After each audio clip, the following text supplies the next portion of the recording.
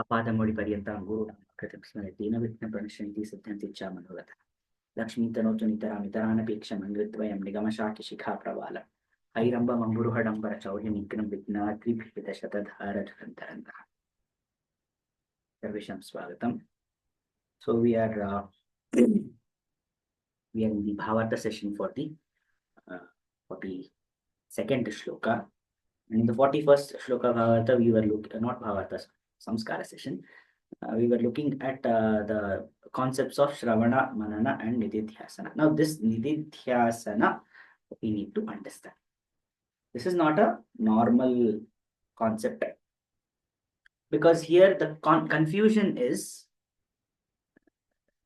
repeated. What Nididhyasana means here is, it is dwelling on the teaching through repeated hearing, reading, writing, discussion with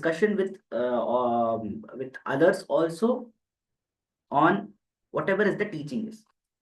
That is when I talk about Atma Shuddhi. I know when I heard about Atma Shuddhi through Shravana, then I tried to understand what Atma Shuddhi is through Manana. Now Nididhyasana is saying I have to start thinking that way. That means I have to say, okay, my Atma is Shuddha. For a Shuddha Atma, what are the qualifications? I've already studied in Manana. So when I say my Atma is Shuddha, then what happens? The Chanchalatva that shouldn't be a part of it, we are trying to stay away from it or resist it. When do we attain that phase? It is when that I am Shuddha Atma, that thought increases so much in our vrittis that I am talking about it, I am speaking about it, I am singing about it, I am thinking about it, I am talking to everyone about it. That is the only thing that has occupied my mind. By reaching that particular state,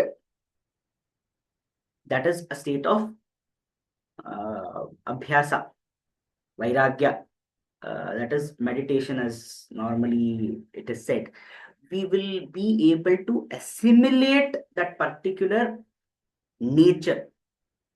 That is the nature of Shuddha Atma, whatever we say it is.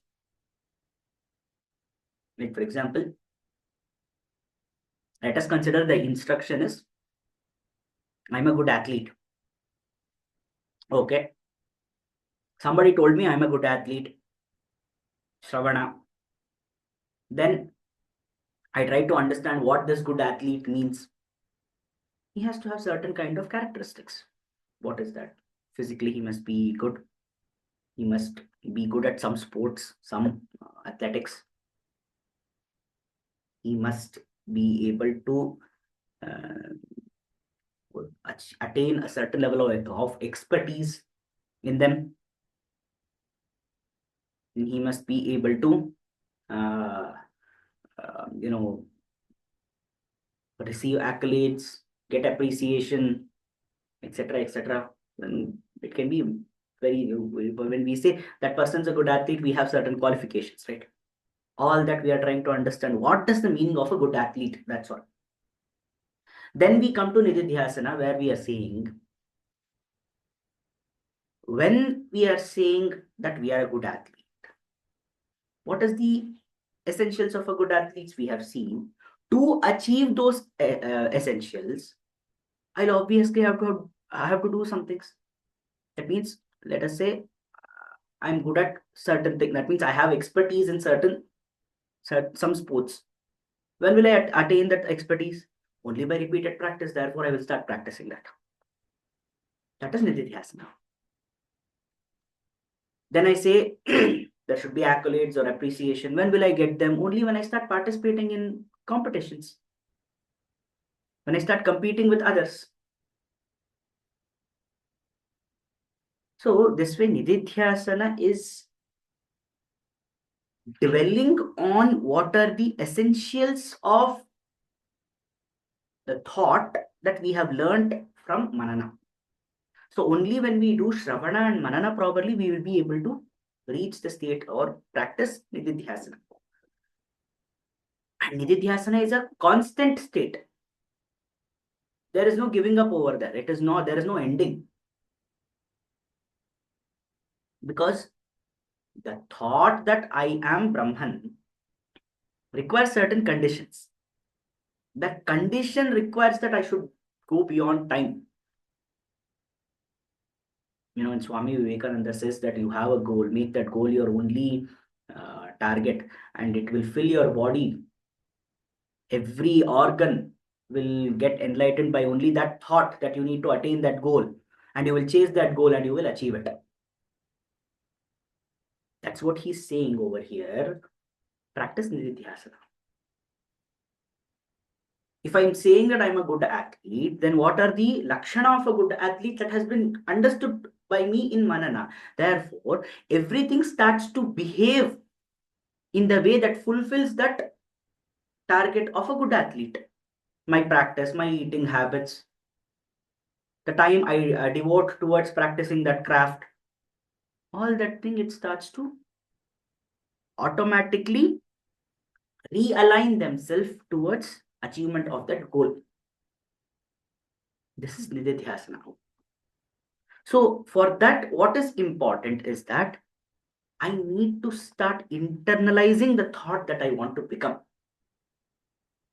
I want to realize Brahman, so I have to keep saying that I am Brahman, I am Brahman.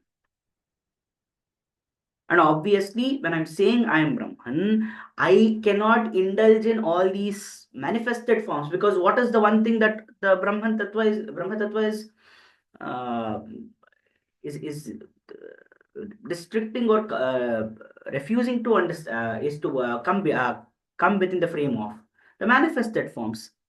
So how can I say that Aham Brahmasmi and then indulge in uh, the samsara in whatever form I may be, as a sannyasi, as a samsari, whatever it may be. If I'm within the samsara and then I'm saying I'm trying to realize Brahman, then it is not possible. Therefore, it requires us to be practicing what we are trying to achieve. That is, when I'm trying to say that I am trying to realize Brahman,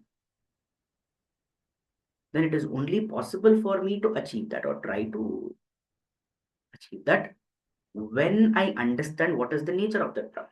And when I understand what is the nature of that Brahman, then I need to understand myself also. I have to change myself to fit into that particular slot, in that framework. So when I'm saying I'm a good sprinter, what does a good sprinter do? He's able to run at a very fast rate. He's able to record at a certain time. If I have to achieve it, then nididhyasana would mean that thinking that I am a good sprinter. I am a good sprinter. If I am a good sprinter, obviously I have to reach certain level of speed. If I have to achieve that, then obviously my food habits have to change. My practicing time has to increase. And obviously, thinking about that, I keep thinking that only. Whatever I do, I'm thinking that only. I start practicing. I start eating accordingly. So that practice is called as nididhyasana. So it is difficult to bring them to practice. We'll try to understand what this is in a much deeper sense, and there are different ways of manifesting it also. But here, nididhyasana is about the tyaga of jadatva, inertness, that we are trying to give up, manifestation, because we are trying to realize Brahman.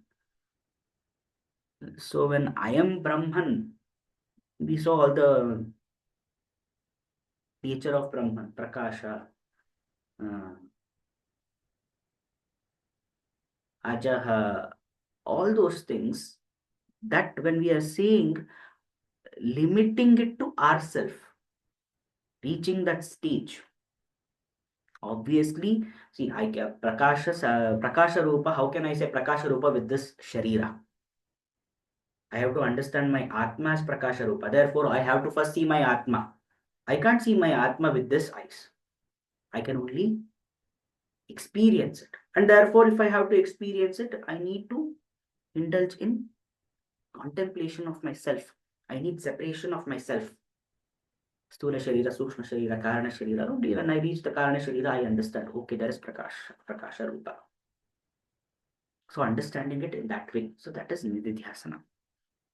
We'll see a few more, much more about Nididhyasana. Because like I said, this is one particular